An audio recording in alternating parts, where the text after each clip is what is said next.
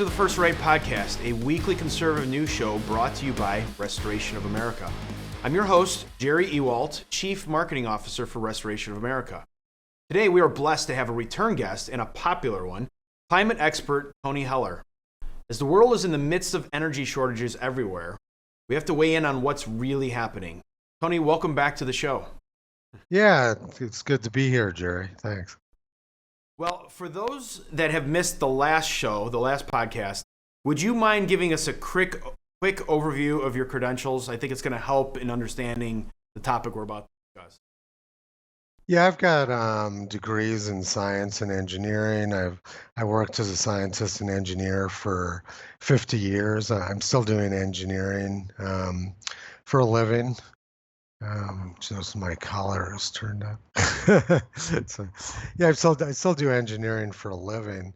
I first got introduced to the whole global warming thing when I was working at Los Alamos Labs in 1980, and I was a true believer for decades until I really started looking into it about 15 years ago. And started seeing a lot of issues. I started realizing that the science wasn't at all what they were claiming. So eventually I ended up writing an article for a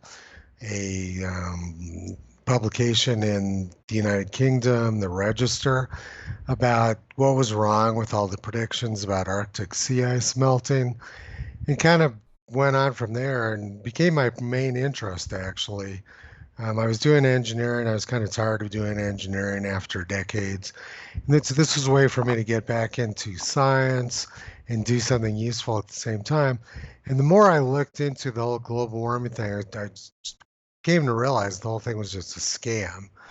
There was really no science behind what these people were doing. And it was politics disguised as science. So here's how I see it, Tony. Multiple degrees in engineering. You're a true scientist. You know how to critically think about things, not just what people are force feeding you. You can work through all that, the data, the facts, do your own analysis, and come up with your own conclusions. And you're a true environmentalist. You want to protect the environment. Yeah, I testified in a congressional hearing 50 years ago. It's part of a wilderness area in Utah. I was active with the Clean Air Act, the Clean Water Act. So I'm basically a lifelong environmentalist. I was very opposed to the building of Glen Canyon Dam because it flooded, Lake Powell because it flooded Glen Canyon. I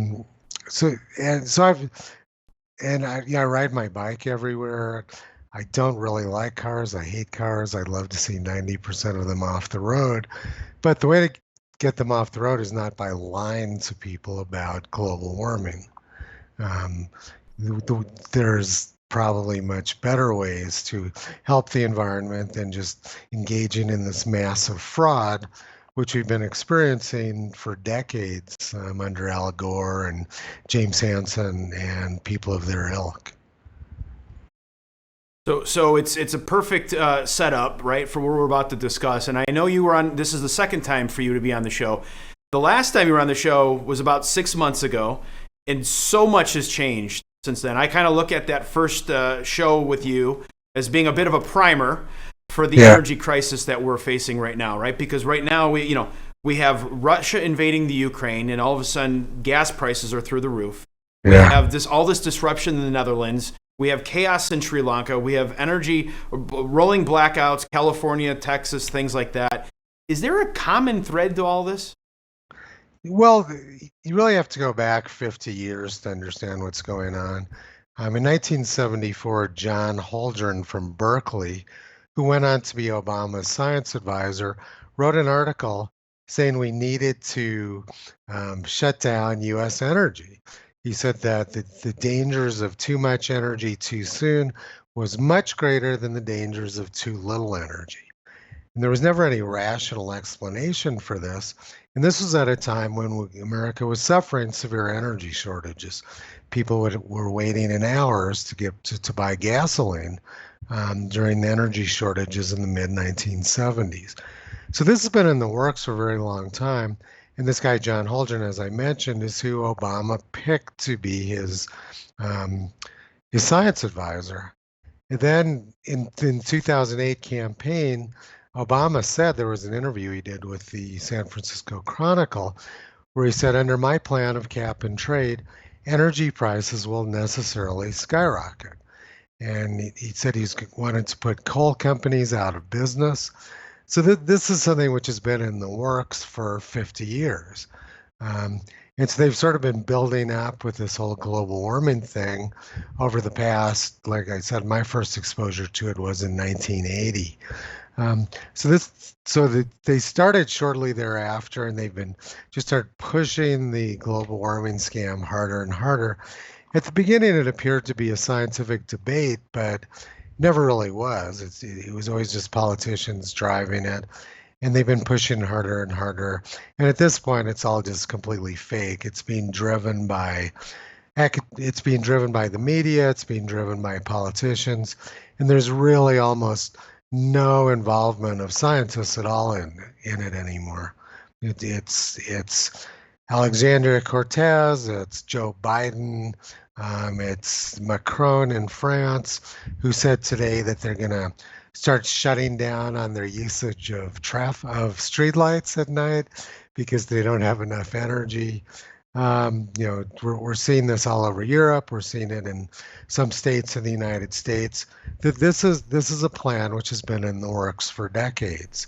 And of course, they're trying to blame it on Putin. They're trying to blame it on some climate crisis, but that really has nothing to do with it. U.S. policy towards Putin is probably largely driven towards this as being a way to create an energy crisis. I think that's really important what you just said, because we like to hide behind Putin is the reason for all this. I know in France they were saying they're making all these drastic changes to get energy because they feel that any moment they're going to be completely cut off from Russian gas. We see our prices skyrocketing in terms of gas as well. And you're saying that that's all been in the works for at least 50 years, maybe longer, not as a result of the last 6 months of what's going on in Russia and Ukraine. Yeah, I just posted a video on my YouTube channel from 1997. It was Joe Biden saying, the one way you can be sure to create hostilities with Russia is to bring countries from Eastern Europe into NATO.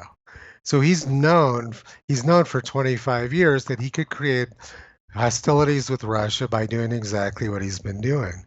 So what's going on there isn't accidental. It was intentional. They knew they could create hostilities. They knew they could create this energy shortage, which is what they've wanted to do. Obama said in 2008 he wanted to make electricity prices skyrocket, and that's exactly what they're doing. No, and you've been vocal for some time now about you talk about this first exposure in the 80s. You've been vocal about global warming and climate change, the scam that we're seem to be taking on right now.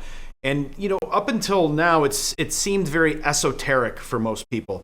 But now this ideology that we're discussing is leading to very destructive policies, and people are starting to finally take notice. Do you sometimes wish that people would have been listening to you years ago?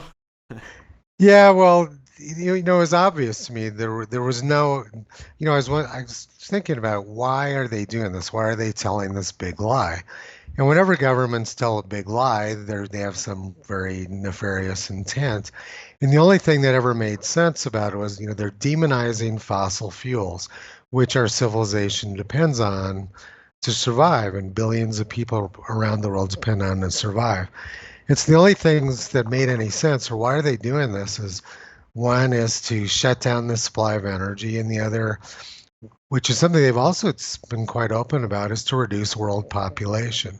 Without adequate energy during the winter, during a cold snap in the winter, you can kill a lot of people really quickly. And food prices are very dependent on energy prices. So we're seeing food prices skyrocket. So between very high, very expensive energy and very expensive food, what faster way to get rid of poor people than exactly the actions they've taken? So this is just further evidence in controlling people's lives, controlling population, things like that. It's just another cog in the wheel, if you will, of what they're trying to accomplish. Yeah, it has nothing to do with science. It has nothing to do with climate. It doesn't have anything to do with bad weather. It's about controlling the energy supply and controlling the food supply. So I like how you just did that. So you connected energy to food, because I don't think people always do that. So what we're seeing is these, what we'll say, green leftists, right, who are talking about climate change and green energies and all these things. But it's not just energy. They're now coming after our fertilizers, our beef, and even our land, right? Is this a true threat? Are we sleeping through this, or is this imagined? Oh, I think it's a very real threat. I mean, they've been one of the, something that I became aware of about 10 years ago was how they were demonizing methane, which is cows burp out methane. And it didn't make any sense scientifically. Methane is irrelevant as a greenhouse gas, but they made up all these lies about methane is 30 times more potent greenhouse gas than carbon dioxide is. We have to cut back methane, and they were tying this into cattle. So it was obvious they were trying to get rid of, destroy the beef industry with us using this fake science. And methane makes up less than 2 parts per million in the atmosphere. It's completely irrelevant as a greenhouse gas. Climate modelers frequently even ignore it. It's such a small part.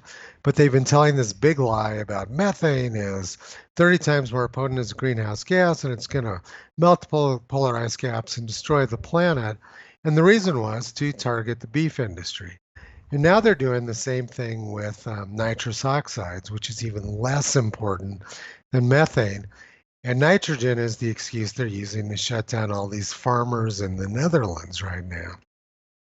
So we have a full-out war on beef going on right now. Bill Gates is heavily invested in the fake beef industry. He's the #1 owner of farmland in the United States. So he stands to gain a lot of money by shutting down the beef industry. So he's been supporting all of this anti-beef propaganda from NPR and these other fake news agencies. So they start off with methane collecting devices. I feel bad for these cattle. Yeah. And now we're shifting towards just eliminate them altogether and let's just have fake beef. Right, artificial. Yeah. It's totally ridiculous. There were in the 16th century, which was the coldest century of the last 10,000 years, there were 100 million bison roaming the Great Plains where I live. There was just as many bovines in the 16th century as there are now, but it was extremely cold. And so this whole thing of trying to say that we have 100 million cows in the United States now and they're causing global warming is absurd. The historical record doesn't provide any evidence for their claims, but it doesn't matter because nothing in this whole scam is about science. It's absolutely true. And I need to go then to this next topic because this is probably the hottest topic that I get asked this question all the time, right? Electric vehicles. They're clearly going to save the environment. If we just stop using fossil fuels and buying those cars with those traditional engines and move to completely electric vehicles, it's amazing. There's no emissions coming from these cars. It's completely clean. The environment will be saved. Tell the audience where the electricity comes from, where how it's powered, and then where does the actual battery itself, the raw materials, where do those come from? Are they really environmentally friendly? Well, the funny thing is, California has made this mandate that they're not going to sell any new gasoline-powered vehicles after such and such time. So they have to get so everything will have to be electric vehicles. They're telling people that if you can't afford $6 gas, you should buy a $50,000 electric car, which will never pay for itself. But the big problem, California is running short of electricity as it is. They're shutting down the Diablo Canyon nuclear power plant. So they don't have enough electricity for their current needs, and they're trying to hugely expand their electricity demand with all these electric cars. And there's all kinds of problems with this. One thing, there just won't be enough electricity.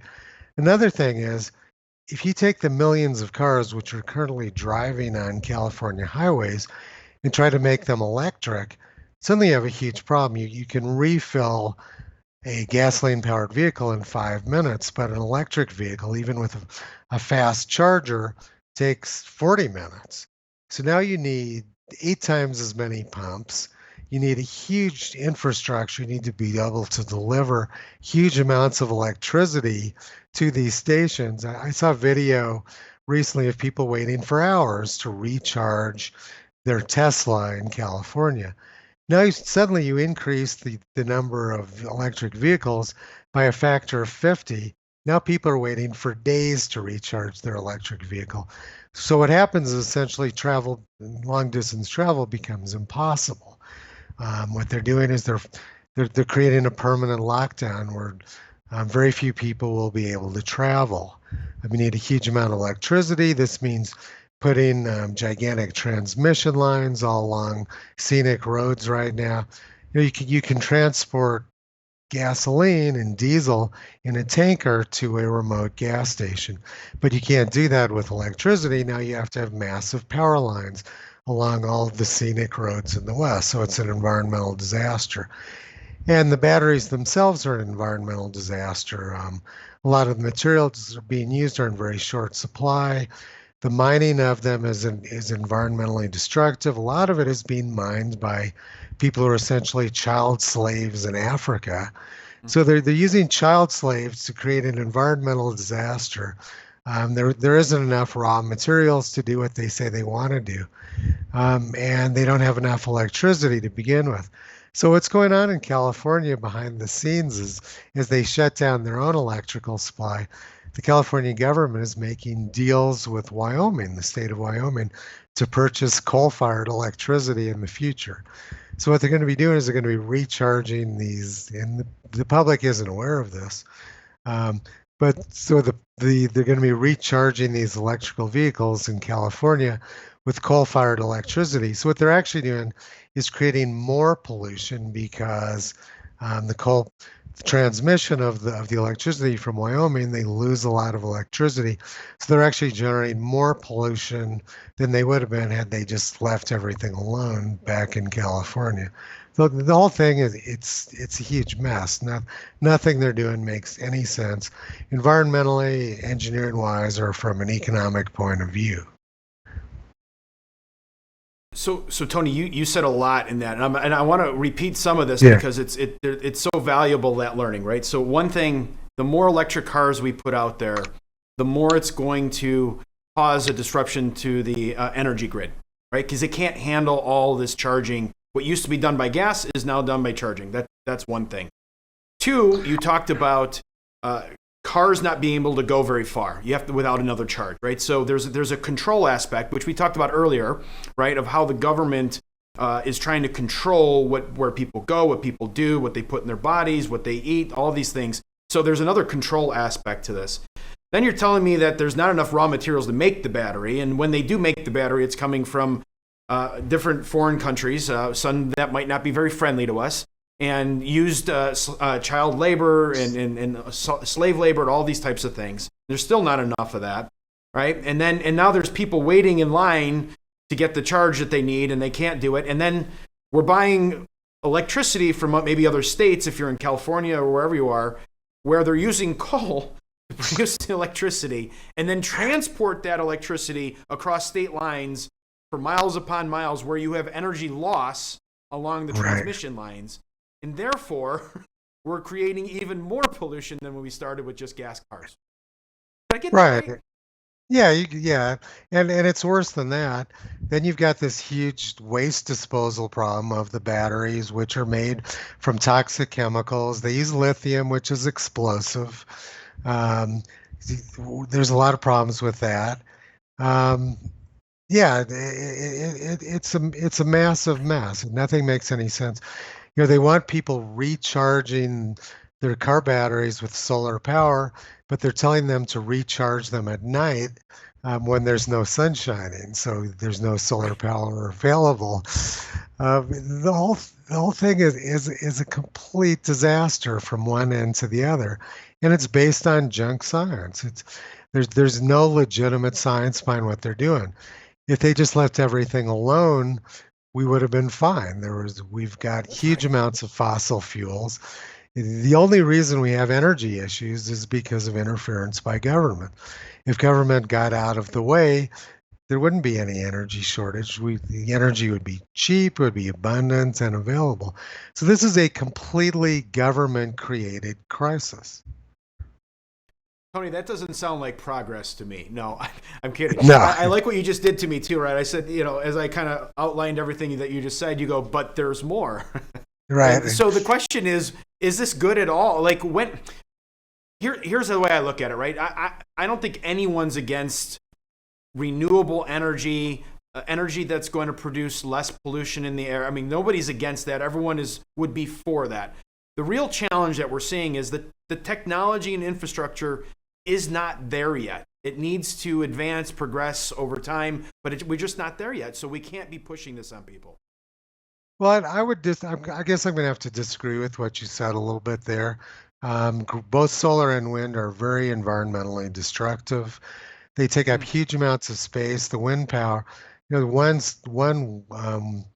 wind farm in California has killed about 10% of the golden eagle population in the United States.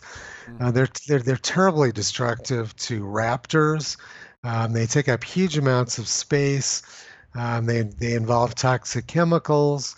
There's all kinds of problems with them, and frankly, fossil fuels are less environmentally destructive than wind and solar are.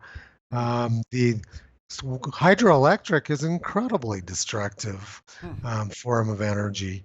I mean, and as I mentioned at the beginning of the show, Glen Canyon was the most beautiful canyon on the Colorado River, and they flooded it to build Lake Powell. They destroyed this hundreds of miles of the Colorado River ecosystem when they built it. And downstream from Glen Canyon, the Grand Canyon before 1963, the Grand Canyon, the water in the Grand Canyon was warm, muddy water. They had a totally different ecosystem. Now it's cold, clear water. So they changed the ecosystem of the Grand Canyon. They changed the type of fish which live there. So basically they destroyed the entire Colorado River in Arizona from one end to the other by building Lake Powell and Glen Canyon Dam. So yeah, it's everything they're doing is wrong. Okay. I mean, I think we could probably be here for another hour and you'd find more and more that's wrong. Right. So I guess your solution is ride your bike and stick with fossil fuels when you can't get there by bike. Yeah, fossil fuels, from the environmental point of view, fossil fuels are much cleaner. We did have, in the 1960s, we had terrible problems with pollution from fossil fuels. Air pollution in cities was horrible. Coal-fired power plants were putting out huge amounts of smoke, and we had a lot of environmental problems, but we cleaned those up 50 years ago. They put electrostatic precipitators on coal-fired power plants, which reduced the emissions by 99%. We put all these emission controls in automobiles. So now fossil fuels are very clean, and they have a much smaller footprint on the ground. But we're replacing them with much more environmentally destructive forms of energy, which they try to sell as green energy. So the whole thing's a fraud.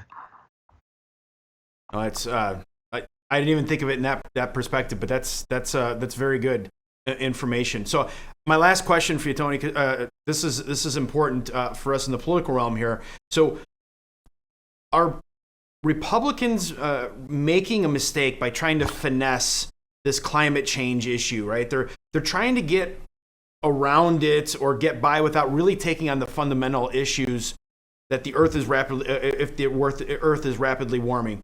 Why are they afraid to argue the point and kind of hit this one head on? Yeah, that's a really good question. Winston Churchill said, "An appeaser is someone who feeds the crocodile hoping it will eat him last," which is exactly what the Republicans are doing. They're not solving any problems. And Alexandria Cortez made a very good point. She said, the world's going to end in 10 years, and Republicans are saying that it's too expensive to fix it. And that's exactly right. If you allow people to believe that there actually is this existential crisis, the argument that it's too expensive to fix it is meaningless. You have to get to the root of the problem. The Republicans needed to, a long time ago, just say, this whole story is fake. It's junk science. There is no climate crisis.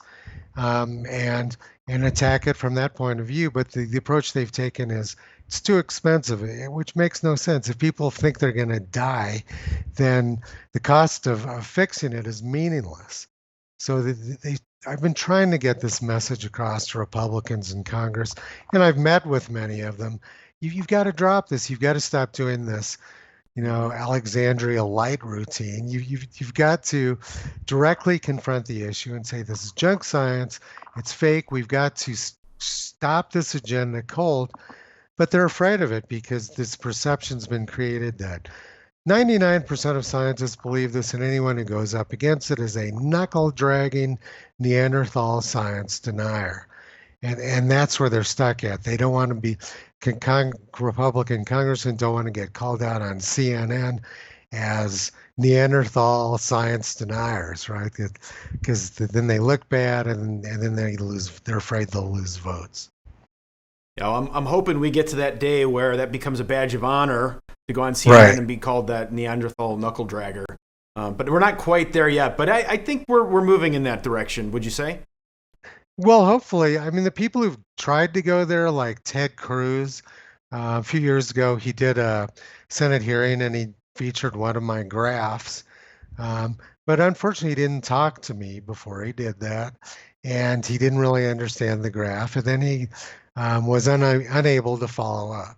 He got his first point right, but from then on, he wasn't able to proceed further in the hearing with coherent arguments because he didn't really understand it. So what they need to do is these politicians need to sit down with me for a few hours so I can teach them not only the first question, but the second and third, and how to keep responding. And so it's a lack of education.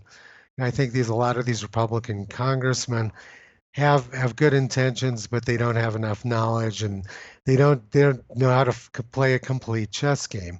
They can make the first move, but then they don't know how to respond to these very well organized people on the Democratic side who know how to follow up and make them look bad.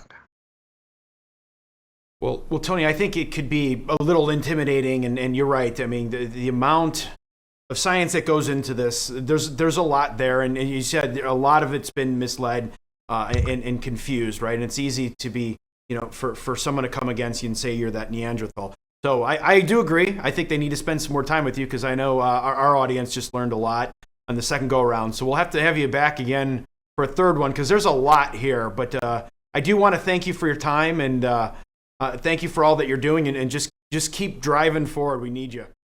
Okay, thanks, Jerry. Enjoy talking to you. All right, that's our show for today. Thank you so much for tuning in and supporting conservative media. Don't ever forget that by working together and staying diligent, we conservatives can bring our country back to true greatness. Until next week, let's all keep praying that God will continue to bless America. First Right, a new kind of news summary without the liberal slant. Every morning, in your inbox, always free. Subscribe by texting First Right to 30161. That's First Right, all caps, one word, to 30161.